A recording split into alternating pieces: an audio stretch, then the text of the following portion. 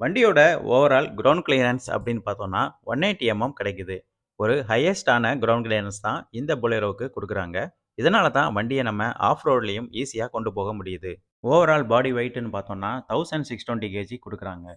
இதனால தான் வண்டி பில்ட் ரொம்ப ஸ்ட்ராங்காவும், ரொம்ப ரஃப்பாவுமே இருக்குது. இவ்வளவு ஹெவி பாடி பில்ட் டிசைன் எந்த வண்டியிலுமே கிடைக்கிறதில்ல. ஃப்ரண்ட் வீலோட டயர் ப்ரொஃபைல் எப்படி இருக்கு அப்படின்னு இப்ப பார்ப்போம். பிரிட்ஜ்ஸ்டோனோட டியூலர் ஹெச்டி டயர் தான் இந்த பொலேரோவுக்கு குடுத்துருக்காங்க. டயரோட சைஸ் அப்படின்னு பார்த்தோம்னா 215/75 R15 ரேடியல் டியூப்லெஸ் டயர் குடுத்துருக்காங்க.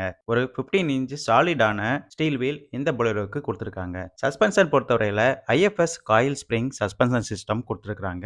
இந்த சஸ்பென்ஷன் சிஸ்டம் எப்படி இருக்குன்னு நம்ம இங்க கிளியரா பார்க்கலாம்.